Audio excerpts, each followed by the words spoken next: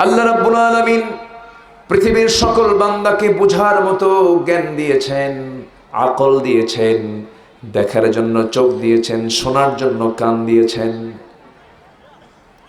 প্রয়োজনীয় সবকিছু সবাইকে আল্লাহ তাআলা সমান করে দিয়েছেন। রাস্তার ফকিরকেও দুইটা চোখ দিয়েছেন, আবার দেশের রাজাকেও দুইটা চোখ দিয়েছেন। গোটা পৃথিবীর যত সুপ্রিম পাওয়ারের লোক হোক না কেন, তার জন্য দুটো হাত। আবার যারা খুব দুর্বল মানুষ, তাদের জন্য কয়টা হাত? দুইটা হাত। মৌলিক সকল কিছু বান্দার সবার জন্য সমান করে দিয়েছেন। আপনি যে অক্সিজেন গ্রহণ করেন, এই দেশের প্রধানমন্ত্রী, এই দেশের মন্ত্রী পরিষদ, তারা কোন অক্সিজেন গ্রহণ করে? একই অক্সিজেন গ্রহণ করে। মৌলিক যে চাহিদা আল্লাহ রাব্বুল আলামিন সব সমান করে দিয়েছেন। আল্লাহ বলেছেন বান্দার এরকম কোন অজুহাত চলবে না। হাত আমরা জানি দুইটা হাত, কিন্তু হাত মূলত তিনটা। ডান হাত, বাম হাত, আরেকটা হলো অজুহাত। আরেকটা কি? অজুহাত। অজুহাত দিয়ে কোনো পার পাওয়া যাবে না, কোনো অজুহাত খাটবে না। জান্নাত পেতে হলে আমাকে আপনাকে জান্নাতের রাস্তাগুলো চিনে নিতে হবে। আপনি নতুন শহরে চলেছেন, বগুড়া শহরে আপনি কোনোদিন যান নাই, সব রাস্তা দুই মনে হবে না এক মনে হবে? এক মনে হবে। ঢাকা শহরে যাননি আপনি, সব রাস্তাগুলো প্রায় এক মনে হবে। নতুন হাজি যখন হজ করতে যান, কাবার ভিতরে ঢোকার পর কাবা থেকে বের হবেন, হারামের ভিতর থেকে বের হবেন, তখন প্যাঁচ খেয়ে যায়। নতুন জায়গা চিনতে পারে না, এই জন্য চেনার দরকার আছে না নাই বলেন? চিনতে হবে। জান্নাত পাবো কেমনে, সেই পন্থাগুলো জানতে হবে। যেমন আল্লাহ রাব্বুল আলামিন জান্নাতুল ফেরদাউস রেখে দিয়েছেন। কোন বান্দা জান্নাতুল ফেরদাউস পেয়ে যাবে, এই দাগ নাম্বার আল্লাহ রাব্বুল আলামিন কোরআনে কারীমের মধ্যে কোট করেছেন সূরা কাফের শেষের দিকে। আল্লাহ রাব্বুল আলামিন বলেন, ইন্নাল্লাযীনা আমানু ওয়া আমিলুস সালিহাতি কানাত লাহুম জান্নাতুল ফিরদাউসি নুজুলা খালিদিনা ফিহা লা ইয়াবগুনা আনহা হিওয়ালা। জীবন ঈমান আনবে, আমলে সালেহ করবে, তার জন্য জান্নাতুল ফেরদাউস আল্লাহ রাব্বুল আলামিন বরাদ্দ রেখে দিয়েছেন। আমার বন্ধুগণ, ঈমান টানতে হবে 16 আনা, ঈমান টানতে হবে পুরোপুরি। আংশিক ঈমান মানার নাম কিন্তু ঈমানদার নয়। ঈমান আনতে হলে ঈমানটাকে পরিপূর্ণ করতে হবে। আল্লাহকে মানলাম, কিতাবকে মানলাম না, রাসূলকে মানলাম, রাসূলের সুন্নাহকে মানলাম না, রাসূলকে মানলাম, ফেরেশতাকে মানলাম না, ফেরেশতাকে মানলাম, আখিরাতকে মানলাম না, আখিরাতকে বিশ্বাস করলাম কিন্তু তাকদীরকে বিশ্বাস করলাম না, তা হবে না। সব কিছুকে বিশ্বাস করতে হবে। ঈমানের যতগুলো বিষয়গুলো আছে, সমস্ত বিষয়গুলোকে লালন করতে হবে, বিশ্বাস করতে হবে। তাহলে আমরা ইবাদত করতে পারবো কার? আসতে বলবেন না কার? আল্লাহ তাআলা আলোচ্য তেলাওয়াতকৃত আয়াতের ভিতরে তিনটা হকের কথা বলে দিয়েছেন। আল্লাহ রাব্বুল আলামিন বলেন, ওয়া'বুদুল্লাহা ওয়া লা তুশরিকু বিহি শাইআন ওয়া বিল ওয়ালিদাইনি ইহসানা ওয়া বিযিল কুরবা ওয়াল ইয়াতামা ওয়াল মাসাকিনি ওয়াল জারি যিল কুরবা والجار الجنب والصاحب بالجنب وابن السبيل وما ملكت أيمانكم إن الله لا يحب من كان مختالا فخورا جربوا الله أكبر তোমরা তিনটা হক আদায় করো।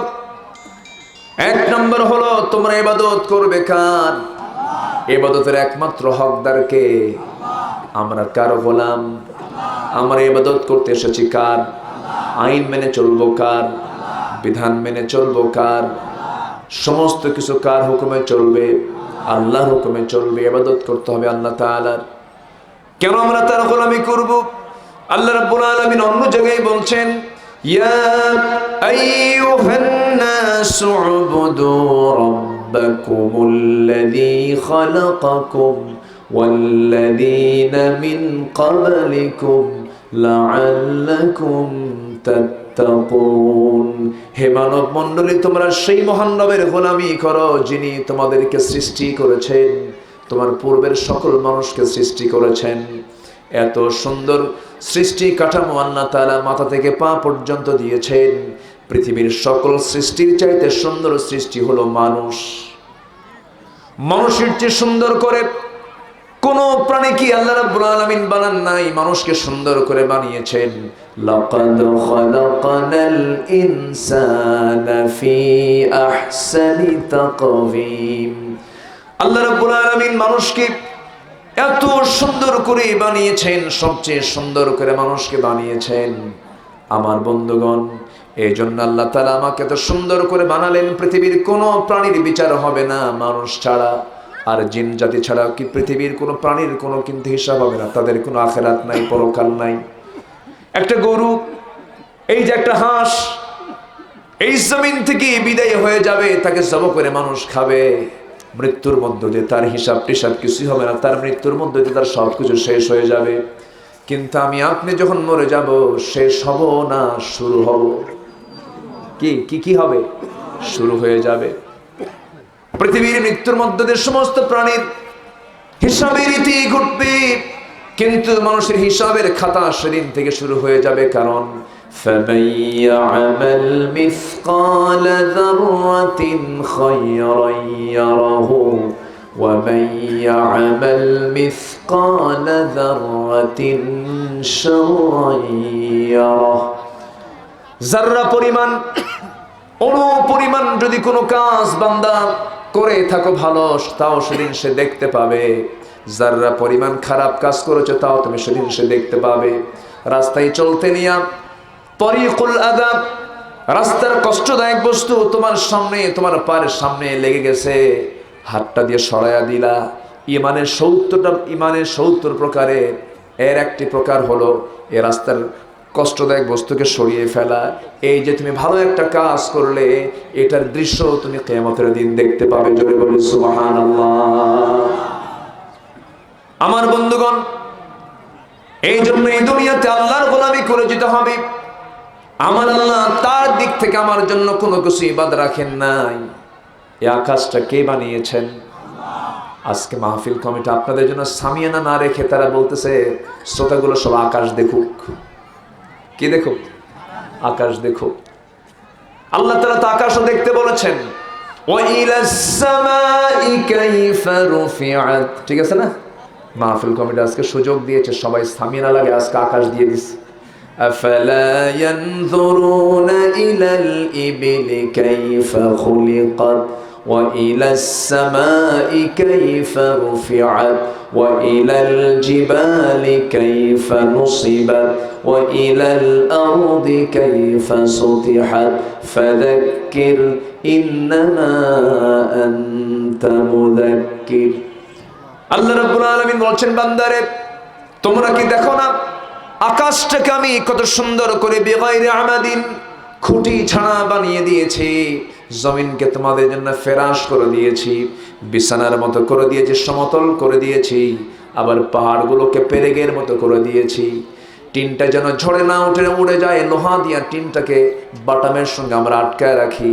আল্লাহ রাব্বুল আলামিন এই জমিন যেন নড়াচড়া না করে, সেই জন্য জমিনটাকে আন্দোলিত হওয়া বন্ধ করার জন্য জমিনের মাঝে মাঝে আল্লাহ রাব্বুল আলামিন উঁচু উঁচু টিলা, পাহাড়, পর্বত বানিয়ে দিয়েছেন। জোরে বলি সুবহানাল্লাহ। সব কিছু সৃষ্টি করে আল্লাহ রাব্বুল আলামিন বলছেন, বান্দারে পৃথিবীর সকল কিছু কি তোমার খাদেম বানিয়ে দিয়েছি, তুমি মানুষ। হুয়াল্লাযী খালাকা লাকুম মা ফিল আরদি জামিআ। তিনি সেই মহান সত্তা যিনি আসমান জমিনে যা কিছু আছে সব তোমার জন্য বানিয়ে দিয়েছেন। সমস্ত প্রাণীগুলো খেদমত করে বান্দার। পৃথিবীর সকল সৃষ্টি খেদমত করবে বান্দার, আর বান্দা ইবাদত করবে কার? আসতে বলবেন না, কার? ওয়াবুদুল্লাহ। তোমরা আল্লাহর ইবাদত করো, তোমরা আল্লাহর অনুশাসন মেনে চলো, তোমরা আল্লাহর হুকুম আহকামকে মেনে চলো। এটা তোমাদের 1 নম্বর ডিউটি। কিন্তু ইবাদতের মাঝে আর একটা ভুল কাজ তোমরা কখনো করতে পারবে না, ওয়ালা তুশরিকু বিহি শাইআ। ইবাদতের মাঝে আর একটা ভুল কখনো করা যাবে না, সেটা হলো শিরিক করা যাবে না। এক মণ দুধের মধ্যে এক ফোঁটা চুনা যদি পড়ে, এক ফোঁটা কেরোসিন তেল যদি পড়ে যায়, এক মণ দুধ যেমন নষ্ট হয়ে যায়, কোন বান্দার সারা জীবনের ওর যদি ইবাদতের মধ্যে যদি শিরকের ছোঁয়া যদি লেগে যায়, তার সব কিছু শেষ হয়ে যাবে। তাহলে আল্লাহ তাআলা ইবাদত করতে বলছেন কার? শিরিক যুক্ত না শিরিক মুক্ত? শিরিক যুক্ত না শিরিক মুক্ত? শিরিক মুক্ত ইবাদত আমরা করব। আমার ভাইয়েরা, বাচ্চা না হওয়ার জন্য অনেক মহিলা পেরেশান হয়ে যান, হুজুর বাচ্চা তো হয় না, বাচ্চা দিবেন কে? এটা কিসের ধোঁয়া আসে? ধোঁয়া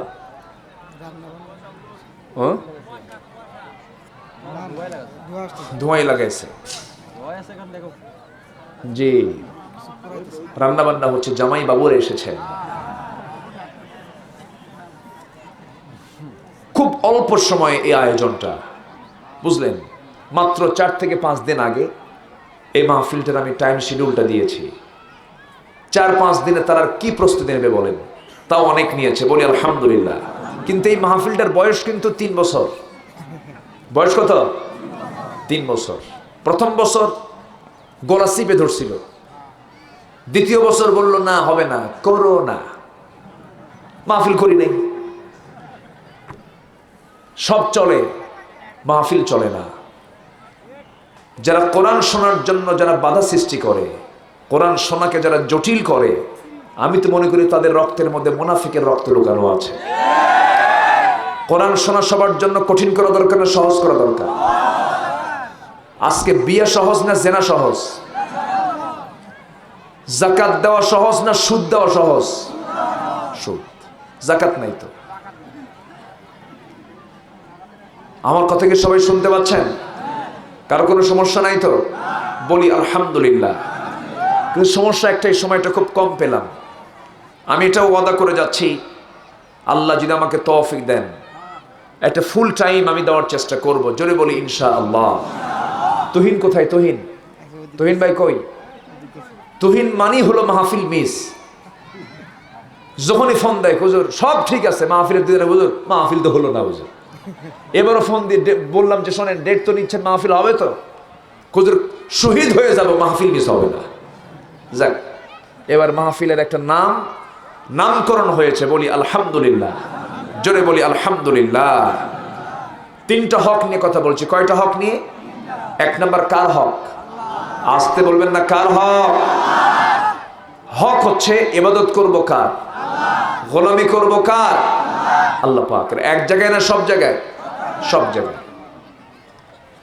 নামাজে আল্লাহ, সমাজে আল্লাহ, কাজকর্মে আল্লাহ, অফিসে আল্লাহ, ব্যাংক বিমায় আল্লাহ, রাজনীতিতে আল্লাহ, প্রত্যেকটা জায়গায় আল্লাহকে আমার সবার আগে স্থান দিয়ে দিতে হবে।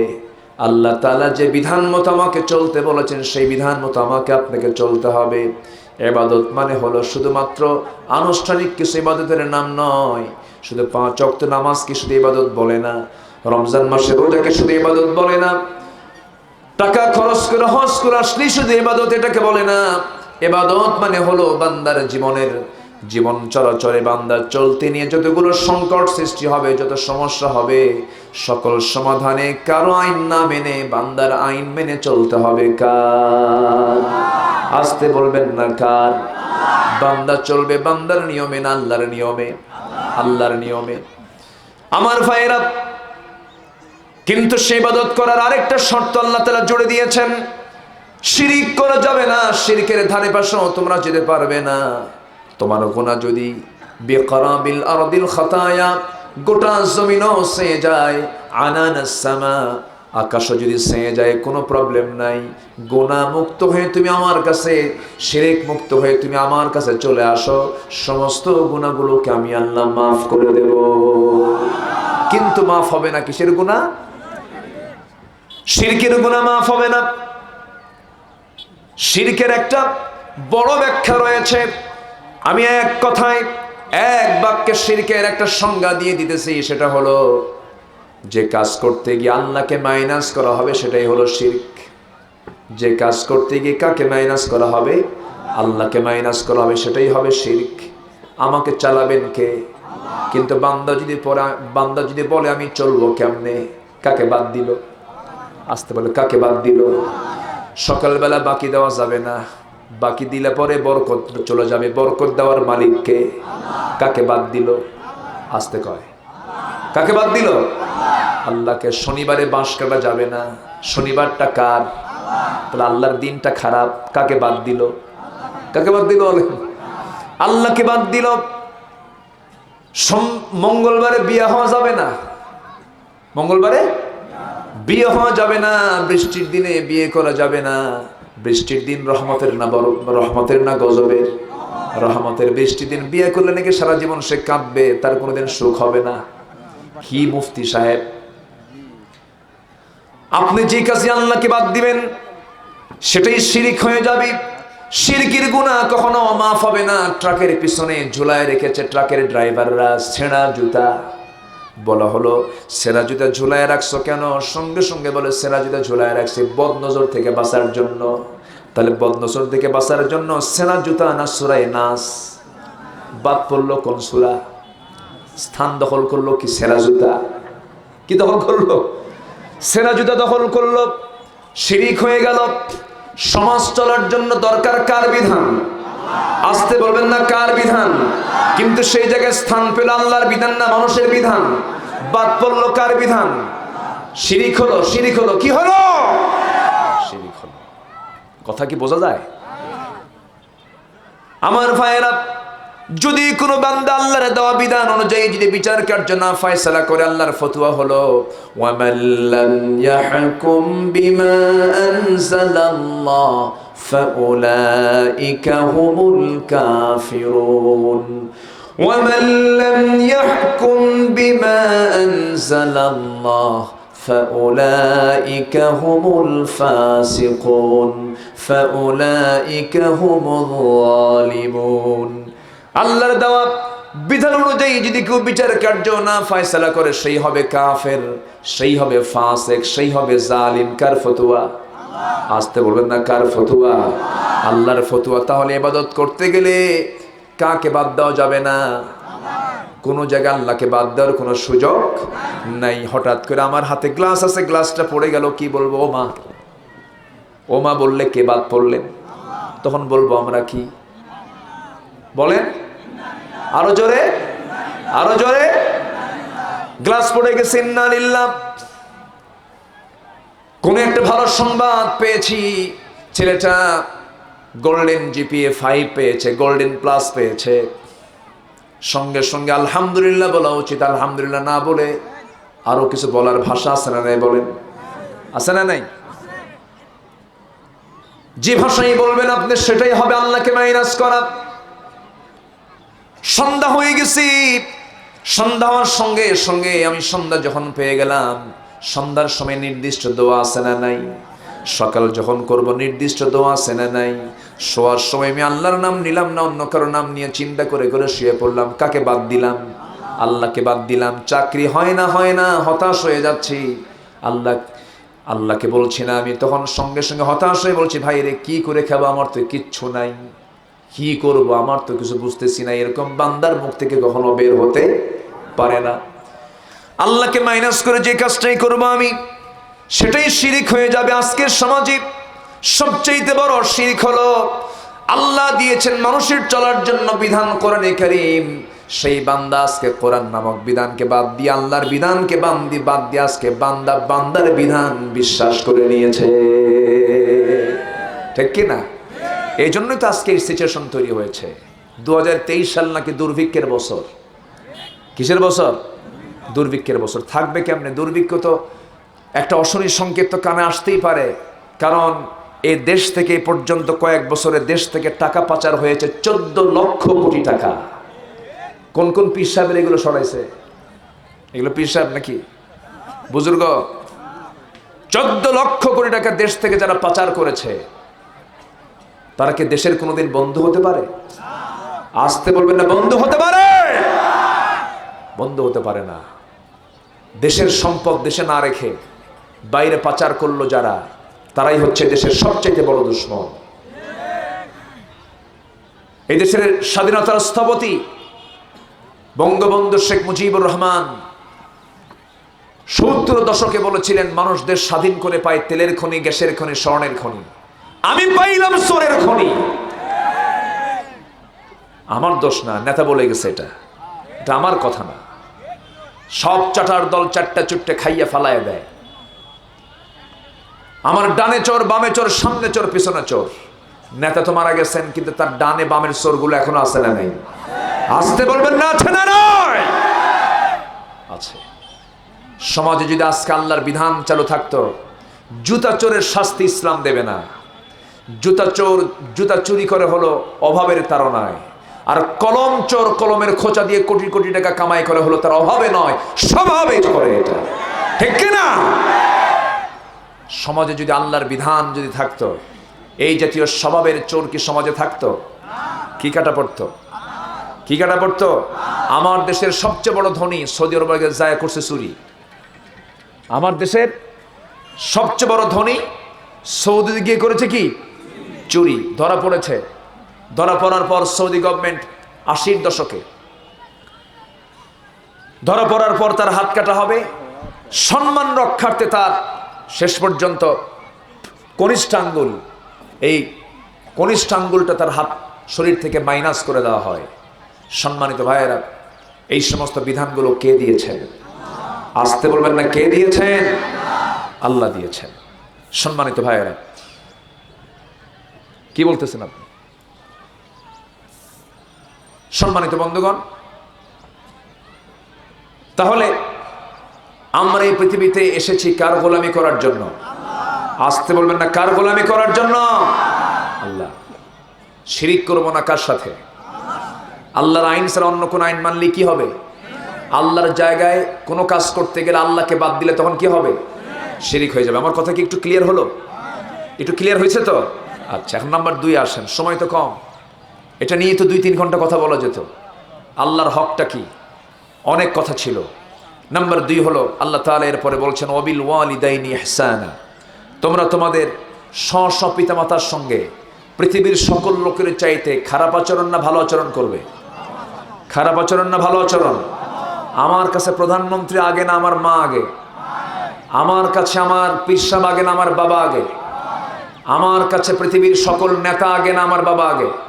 বলেন বলেন বলেন বলেন বলেন। বাবা আগে। দুনিয়ার পীর বাবার জন্য আপেল, আঙ্গুর, বেদানা, কমলা কিনে বাবার দরবারে নিয়ে যায়। মাঝে মাঝে গরু নিয়ে যায়, মাঝে মাঝে কেউ কেউ ছাগলও নিয়ে যায়।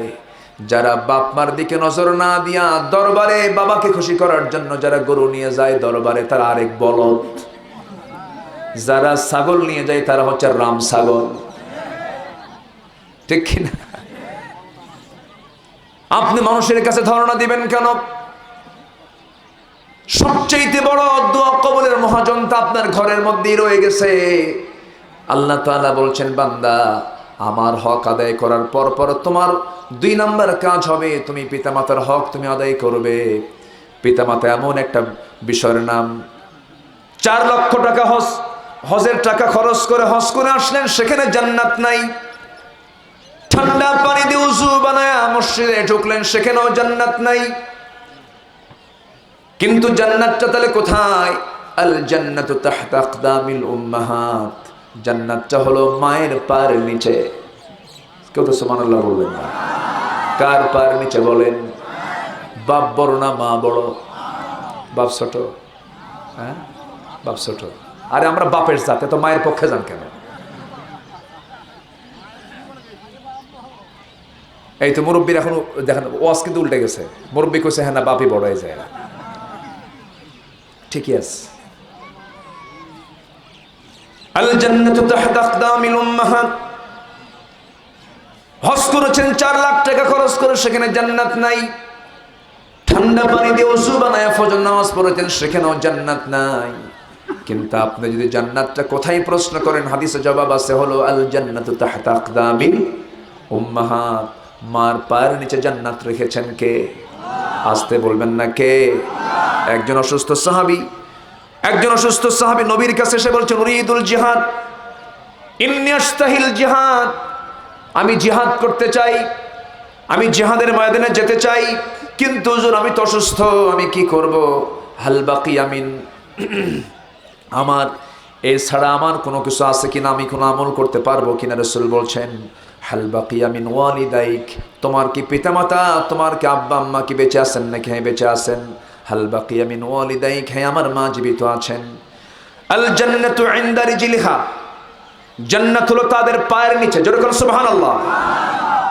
আল জান্নাতু ইনদা রিজলিহা ফাইদা ফাআলতা যালিক, তুমি অতএব তোমার কাজ হলো তুমি সেখানে যাও, তাদের তুমি খেদমত করো, তার পায়ের কাছে যাও। ফান্তা মুজাহিদ, ফান্তা সাইম, ফান্তা মুসাল্লি, ফান্তা মুতামির, ফান্তা হাজ। আল্লাহু আকবার।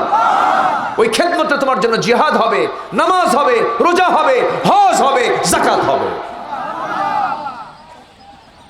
কিন্তু বাপ মার খেদমত না কইরা মিষ্টির অথবা ফলের একখান আঙ্গুর বেদানা নিয়ে চলে গেছে কার দরবারে? হ্যাঁ, ওটা কি আসল বাপ না নকল বাপ? নকল বাপ। হক কি আদায় হলো? হক আদায় হলো? আপনি দুনিয়ার পীর সাহেবকে আপনি যত টাকা দেন, যত বিশাল উপহার দেন, আপনি খুশি করতে পারবেন না, কারণ আপনি যা দিয়ে আসছেন তার চাইতে বেশি কিছু আরেকজন দিয়ে গেছে। কিন্তু আব্বা আম্মাকে যা দিবেন, আব্বা আম্মা কখনো কেউ বেজার হবে? আসতে বলবেন না বেজার হবে? বেজার হবে না। আমার বন্ধুগণ, হারিসা বিন নু'মান নামে একজন সাহাবী ছিলেন। আমার নবীজি তার ব্যাপারে, তিনি জান্নাতে যখন মেরাজের সময় যখন তিনি জান্নাতীদের দেখতেছিলেন, জান্নাত দেখতেছিলেন, সেই সময় আমার নবীজির কানে ওই সাহাবীর কিছু আওয়াজ, ওই সাহাবীর কিছু কথা আমার নবীজির কানে আল্লাহ তাআলা দিয়েছিলেন। আমার নবীজি আশ্চর্য হয়ে গেলেন, আরে আমি আসলাম জান্নাতে আর আমি আমার কানের মধ্যে হারিসা বিন নু'মানের কণ্ঠ শুনতে পাচ্ছি, সে তো মারা যায় নাই, দুনিয়াতে চলে গেলেন। দুনিয়াতে যাওয়ার পরে আমার নবীজি বলছেন, হারিসা বিন নু'মান, তুমি দুনিয়াতেই বেঁচে আসো, কিন্তু তোমার কণ্ঠের আওয়াজ আমি জান্নাতে শুনে আসলাম। এর কারণটা কি? তুমি কি এমন আমল করো? হারিসা বিন নু'মান কাঁদতে কাঁদতে বলছেন, ইয়া রাসূলুল্লাহ, জীবনে আমার তেমন কোন আমল নাই, তবে একটা আমল করার চেষ্টা করি। এই দুনিয়াতে পৃথিবীর কোনো মানুষকে সবার আগে মূল্য না দিয়া, সবার আগে আমি বেশি মূল্যবান মনে করি আমার বাপ এবং আমার মাকে। জোরে করুন সুবহানাল্লাহ। ওয়াবিল ওয়ালিদাইনি ইহসানা। কিন্তু আজকে আগের চাইতে শিক্ষিতের হার কমছে না বাড়ছে? শিক্ষিতের হার বাড়ার পরেও বাপ মার প্রতি সেবার পরিমাণ কমেছে না বেড়েছে? কমেছে। তাহলে শিক্ষার মধ্যে ভেজাল আছে না নাই? বাংলাদেশের বুকেও বৃদ্ধাশ্রম গড়ে উঠেছে, আমেরিকার সেই কালচার, ইউরোপের সেই কালচার। বুড়া বাপ মাগুলোকে বৃদ্ধাশ্রমে রেখে আসে, আমি নিজের চোখে দেখেছি। বুড়া অবস্থায় রেখে আসে, অথচ বাপ মাকে দেখতে হবে কোন অবস্থায়?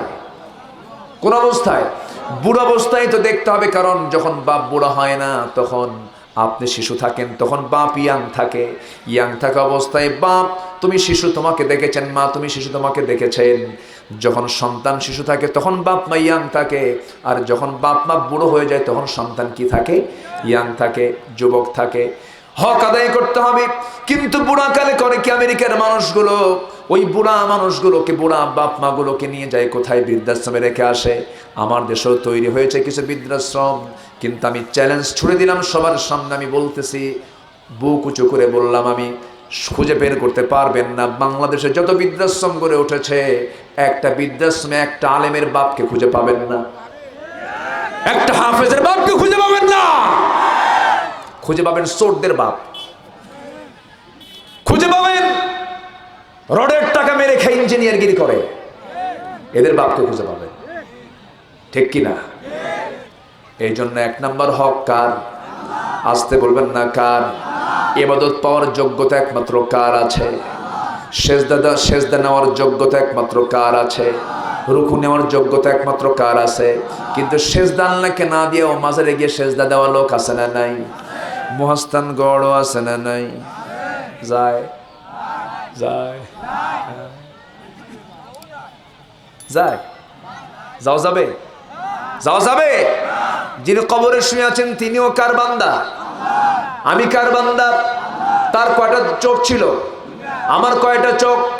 তার কয়টা কান ছিল? আমার কয়টা কান? তার কি বিয়ে হয় নাই? আমার কি বিয়ে হয় নাই? উনিও মানুষ, আমিও মানুষ। মানুষ তো মানুষের কাছে চাবে না, মানুষ চাইবে কার কাছে? আল্লাহর কাছে চাবে। এই জন্য মানুষ যখন আল্লাহর কাছে ছাড়া অন্য কাউকে চাবে তখন সে শিরিক করে ফেলবে। কাউকে সেজদা দেওয়া যাবে না। এই মস্তকটা আমরা অবনত করব কার দরবারে? আল্লাহর দরবারে। আমার বন্ধুগণ, আমার ভাইয়েরা, পিতামাতা একটা গুরুত্বপূর্ণ বিষয়। পিতামাতাকে কাছে পেলাম অথচ নিজের জীবনের গুনাহ মাফ হলো না। পিতামাতাকে পেলাম অথচ আমি জান্নাত পেলাম না। মান আদরাকা ওয়ালিদাইহি ইনদাল কিবার আহাদুহুমা আও কিলাইহিমা, যে ব্যক্তি তার জীবিত অবস্থায় তার বুড়া বাপ মাকে পেল অথবা একজন দুজনকে পেল অথচ তার জীবনের গুনাহ মাফ হলো না, ওর মতো পোড়া কপাল কেউ নাই। রাহিমান ফু, রাসূল বলেছেন তার নাক ধুলায় মলিন হয়ে যাক, তার নাক ধুলায় মলিন হয়ে যাক। মানে এক কথা, বাপ মা যার আছে ওই সন্তানের নাজাত আছে। বাপ মাকে খুশি করলে নাজাত দেবেন কে? বাপ মাকে নারাজ করলে গ্রেফতার করবেন কে? আল্লাহ তাআলা ছাড়বেন না। বাপ মা যদি কাফেরা হয়, বাপ মা যদি মুশরিক হয়, এমনকি মা যদি চরিত্রহীনা হয়, কোন সন্তান মাকে চোখ রাঙায়া চোখ বড় করে কোনো কথা বলতে পারবে না। এটাই বাপ মাকে এত বড় সম্মান, এত বড় পদ দিয়ে দিয়েছেন আকাশের মালিক আল্লাহ। এখানে কোনো বিচার চলবে না। পৃথিবীতে কোনো সন্তান তার পিতামাতার বিচার করতে পারবে না। গুরুত্বপূর্ণ বিষয় আমার ভাইয়েরা, একজন বড় সাহাবী ছিলেন রাইসুল মুফাসসিরিন আব্দুল ইবনে আব্বাস রাদিয়াল্লাহু তাআলা আনহু। নবীর মৃত্যুর সময় তার বয়স হয়েছে মাত্র 13 বছর। তিনি বহু বড় একজন মুফাসসির ছিলেন। তিনি বলেছেন, ইন্নী লা আ'লামু আমালান আকরাবু ইলাল্লাহি মিন বিররিল ওয়ালিদাইন। আমার এমন কোন আমল জানা নাই এই দুনিয়াতে একটা মানুষের জন্য, সেটা হলো আল্লাহর কাছে সবচাইতে বেশি দামি, সেটা হলো পিতামাতার সেবা করা। যেরকম সুবহানাল্লাহ। কার সেবা করা বলেন? পিতামাতার সেবা করা। আবার পিতামাতাকে বলবো আমি, সন্তান আপনার সেবা কেন করে না? সন্তান আপনার সঙ্গে সদাচরণ কেন করে? এই ক্ষেত্রে পিতামাতা যে শিক্ষা দিয়েছেন সেই শিক্ষার মধ্যে কিছু দোষ আছে না নাই? আসতে বলবেন না, আছে না নাই? সন্তানকে ডাক্তার বানাইছে কিন্তু আল্লাহওয়ালা বানায় নাই। সন্তানকে এমপি বানাইছে কিন্তু ঘুষখোর বানাইছে। সন্তানকে বড় শিক্ষিত বানাইছে কিন্তু বেনামাজি বানাইছে। সন্তানকে বড় ইঞ্জিনিয়ার বানাইছে কিন্তু মদখোর বানায় দিয়েছে, তাকে দিনের কোনো শিক্ষা দেয় নাই। এই জন্য প্রত্যেকটা পিতামাতার উচিত সন্তানকে আগে টাকাওয়ালা না বানায়া আগে আল্লাহওয়ালা বানান। কিওয়ালা বানাতে হবে? সন্তানকে টাকাওয়ালা বানাবেন। বুড়ো বয়সে ওই সন্তানকে দেখে আপনি বাপ ভয় করবেন, আর সন্তানকে আপনি আল্লাহওয়ালা বানাবেন। বুড়ো বয়সে ওই সন্তানটা আপনি বাপ আপনাকে দেখে ভয় পাবে। সে চিন্তায় থাকবে, আমার বাবার মুখ থেকে যদি আমার বিরুদ্ধে যদি একটা কথা চলে যায়, কার আদালতে কবুল হবে? কার আদালতে কবুল হবে? বাপমার মুখটা হলো আইন। বাপমার মুখটা কি? আইন। বাপমার রাগ করেও যে কথা বলবেন সেটাও কাজে লেগে যায়। আবার বাপমা এমনি খুশি হয়ে যে কথা বলবে সেটাও কাজে লেগে যায়। মক্কা শরীফের বড় একজন ইমাম, যিনি এখনো ইমাম আছেন, ছোট্টবেলায় একটু বেয়াদবি ছিলেন, ছোট্টবেলায় একটু দুরন্তপনা ছিলেন। তিনি ডান পিঠের সন্তান ছিলেন, খুব ডিস্টার্ব করতেন। বাপ মা কেমন সন্তান কিছু আছে না নাই? বাপ মাটা ওর জ্বালা সহ্য করতে না পেরে এক সময় বলে ফেলতেছে, ও সন্তান তুই আমার এত জ্বালাস, তুই বড় হলে আর কি হবে? কাবা শরীফের ইমাম হ। কাবা শরীফের মানে এটা একটা অসম্ভব ব্যাপার। এই দোয়া আল্লাহ কবুল করে নিয়েছেন। কথা কি বোঝা গেল? এই জন্য বাপ মা যখন কোনো সন্তানের প্রতি রাগ করবে, রাগ করেও কিন্তু কোনো কথা বলা যাবে না, বেসামাল কোনো কথা বলা উচিত নয়। এই জন্য বাপ্পার মুখটা হলো আইন। বাপ্পার মুখটা কি? আইন। যেটাই বলে সেটাই কার্যকর হয়ে যায়। বন্দুকের তীর মিস হয়ে যায় কিন্তু বাপ্পার মুখের কথা মিস হয় না। তিনটা হক, একটা হচ্ছে আল্লাহর হক ইবাদত করা, নাম্বার 2 হলো পিতামাতার সঙ্গে সুন্দর আচরণ করা, নাম্বার 3 হলো বান্দার হক আদায় করা। বোন আমার বোন, আমার বাপ মারা গেছে, বোন সম্পত্তি পাবে। 10 বছর ধরে বোনের সম্পত্তি ভাই ধান শুধু নিয়ে নিয়ে খায়, কিন্তু বোনকে দেয় না সম্পদ ভাগ করে। এমন ভাই তো সোনা তোলায় নাই। ও সাড়ে কিন্তু চর অঞ্চল। হ্যাঁ,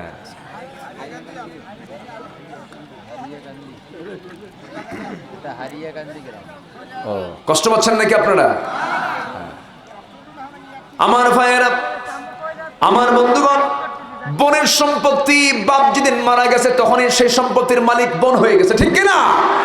আপনি ভাই, আপনি 2 বিঘা, বোন পাবে 1 বিঘা। বাপ মারা যাওয়ার সঙ্গে সঙ্গেই দেরি করা যাবে না, কারণ ওই সম্পদ থেকে উপার্জিত যত কিছু হবে, ধান যা হবে, আবাদ যা হবে, তার অংশ পাবে ভাই না বোন?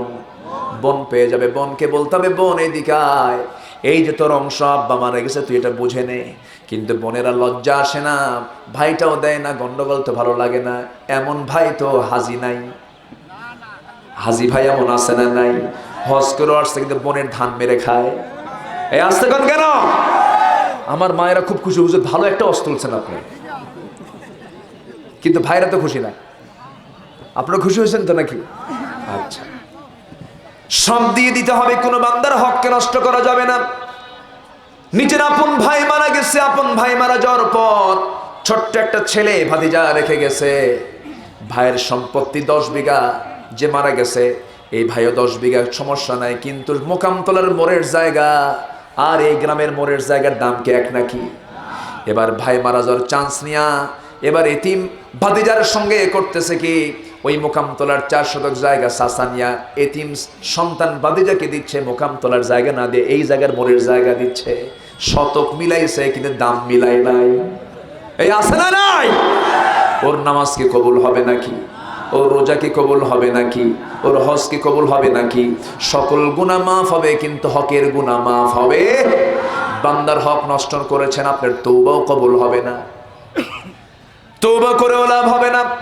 এই জন্য 3টা হকের আমার সাবজেক্ট ছিল, ওয়াতি যাল কুরবা হাক্কাহু ওয়া বিযিল কুরবা ওয়াল ইয়াতামা ওয়াল মাসাকিন। নিকটবর্তী আত্মীয়স্বজন, এতিম, মিসকিন, প্রতিবেশী, নিকটতম দূরতম প্রতিবেশী, এই সমস্ত ইবনিস সাবিল এবং পথিক যারা, এই সমস্ত লোকদের ব্যাপারে তোমরা সতর্ক থাকো।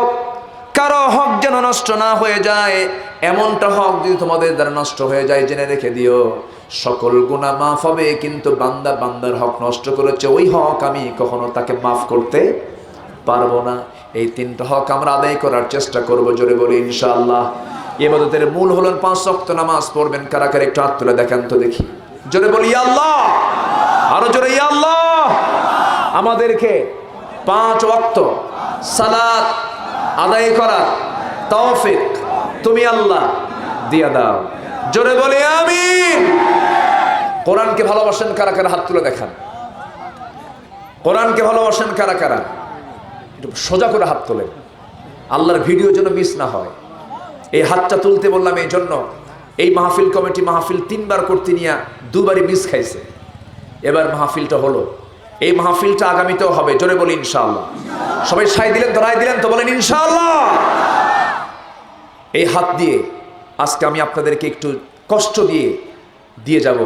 এই হাতের একটা কাজ আপনাদেরকে করতে হবে, সেই কাজটা হলো সোজা যেখানে টাকা আছে সেখানে হাত ঢুকাতে হবে।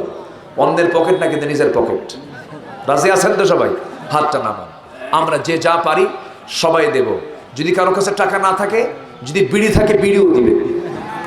মানে আমার এটা জোর দাবি যে সবাইকে দিতে হবে। কই ব্যাগ কোথায়? ব্যাগ দিয়ে দেন। যদি কেউ না দিতে পারেন, এই উঠবেন না, কেউ একটা লোক উঠবেন না, ব্যাগ যাচ্ছে। যদি কেউ কিছু নাও দিতে পারেন, হয়তো ব্যাগ দেখতেছেন কিন্তু আপনি দিচ্ছেন না, ব্যাগে একটু ছোঁয়া দিবেন। ব্যাগে কি দিবেন? একটু ছোঁয়া দিবেন। আবার ব্যাগে ছোঁয়া দিয়ে যেন ভিতর থেকে আবার তুলে না নেন, আবার একটু খেয়াল রাখেন। হ্যাঁ, সব দিকে খেয়াল রেখে আমরা সবাই দেবো। জিকির করি সুবহানাল্লাহ। যারা আল্লাহর কথা বলে, আল্লাহর পথে চলে, আল্লাহকে ভালোবেসে সপেছে জীবন, তাদের কিসের ভয়, কে করে পরাজয়, শহীদি তামান্নাতে নাচে তার মন, শহীদি তামান্নাতে নাচে তার মন। যারা আল্লাহর কথা বলে, আল্লাহর পথে চলে, আল্লাহকে ভালোবেসে সপেছে জীবন, তাদের কিসের ভয়, কে করে পরাজয়। শহীদি তামান্নাতে নাচে তার মন। আমরা যে যা পারি আমরা সবাই দেওয়ার চেষ্টা করবো। আল্লাহ তুমি সবাইকে দেওয়ার তৌফিক দাও। জি, ব্যাগগুলো যাচ্ছে। আমার মা যারা এসেছেন, আমরা সবাই কম বেশি যে যা পারি আমরা দেওয়ার চেষ্টা করব। আল্লাহ তুমি সবাইকে দিল থেকে নিয়ত করে দেওয়ার তৌফিক তুমি আল্লাহ দিয়ে দাও। জোরে বলি আল্লাহুম্মা আমিন। জি, আমরা আজান মনে হয় শুরু হয়ে গেছে না? আজান শুরু হয়ে গেছে। আমরা ছোট্ট একটা দোয়ার মধ্য দিয়ে আমরা শেষ করব। আর আগামীতে এই মাহফিল হবে যথাসময়ে, জোরে বলি ইনশাআল্লাহ। এই আশাবাদ কামনা করছি। মাহফিল কমিটিকে ধন্যবাদ, সবাইকে ধন্যবাদ জানিয়ে দোয়ার মধ্য দিয়ে আজকের মাহফিল শেষ হবে। আমার মাদের ভিতরে কি গেছে ভলেন্টিয়াররা? আমার মাদের ভিতর থেকে যে যাবে সবাই দেবেন ইনশাআল্লাহ। আল্লাহ তুমি সবাইকে দিল থেকে দেওয়ার তৌফিক দিয়ে দাও। দোয়া দোয়া আল্লাহুম্মা আমিন। ربنا ظلمنا أنفسنا وإن لم تغفر لنا وترحمنا لنكونن من الخاسرين। মিষ্টি বিকেল গধূলি বেলা মাগরিবে রক্ত হয়ে গেছে। হাজার হাজার মুসলমান নরনারীকে নিয়ে তোমার কালাম থেকে হক সম্বলিত কিছু আলোচনা করেছি। গুনার বোঝা মাথায় নিয়ে কাঙ্গাল ফিকারির মতো দুনিয়ার দুটি হাত পেতে আছি। আল্লাহ গুনার দিকে নজর দিও না, বান্দা মনে করে তামাম জীবনের গুনাহগুলোকে মাফ করে দাও। আব্বা আম্মা যারা চলে গেলেন, জিন্দেগির গুনাহগুলো মাফ করো, কবরগুলোকে জান্নাতের টুকরা বানায়া দাও। সবাই চক্ষু বন্ধ করুন, হাত একটু উঁচু করে আব্বা আম্মার জন্য বলুন রব্বিরহামহুমা কামা রব্বায়ানি সগীরা। রব্বিরহামহুমা কামা রব্বায়ানি সগীরা। আয় আল্লাহ তাআলা, বিশেষ করে মাহফিলের আয়োজন যারা করলেন, শোনার জন্য যারা আসলেন, বিনিময় কিয়ামতের কঠিন ময়দান যেদিন কেউ কাউকে চিনবে না, এমনকি মা সন্তানকে পর্যন্ত স্বীকার করে বসবে, সেই কঠিন মুসিবতের দিন এই মাহফিল সবার জন্য নাজাতের মাধ্যম বানায় দিও আল্লাহ। আমার ডানে বামে সামনে পেছনে যত ভাই হাত তুলেছেন সবার হাতগুলোকে চালায় নাও। তুহিন ভাই ভাগ্যবান যুবকের নাম, তুমি তার খেদমতকে কবুল করো। আয় আল্লাহ তাআলা, দুনিয়া থেকে কোন দিন বিদায় হব জানি না, মরতে যখন হবে তুমি আল্লাহ শহীদি মওত কপালে জুটাইয়া দিও। যেদিন মরে যাব রে, সকালে মরব, দুপুরে জানাজা, দুপুরে মরব, সন্ধ্যায় জানাজা। আমার যখন মরণ হয়ে যাবে, সেলাইওয়ালা কাপড় চোপড় চলবে না, পরনে থাকা কাপড়টাও কেচি দিয়ে কেটে আমাকে সেলাইবিহীন কাপড় পরাইয়া দেবে। মাথায় বাঁধন পায়ে বাঁধন দিয়া দিয়া টেনে হেঁচে কবরের দিকে নিয়ে চলে যাবে। কবরে শোয়া দেবে, বাঁশ চাপা দেবে। আমার দেহ এত দুর্বল, আমার দেহ পচে যাবে বাঁশ পচার আগেই। 3 দিন যাবে না, চামড়াগুলো গলে গলে পোকার পেটের খাবার হয়ে যাবে। 7 দিন যাবে না, ওই 7 দিনের ব্যবধানে ওই পেটের নাড়িভুড়িগুলো সব চোখ মুখ কান নাক দিয়ে বের হতে থাকবে। আল্লাহ, সেই কঠিন মুহূর্ত সবার জীবনে আছে। এমন একটা সময় যখন আমাদের চলে আসবে মৃত্যুর সময়, জবানে জারি করে দিও লা ইলাহা ইল্লাল্লাহু মুহাম্মাদুর রাসূলুল্লাহ। আসসালামু আলাইকুম ওয়া রাহমাতুল্লাহ। আযান হবে।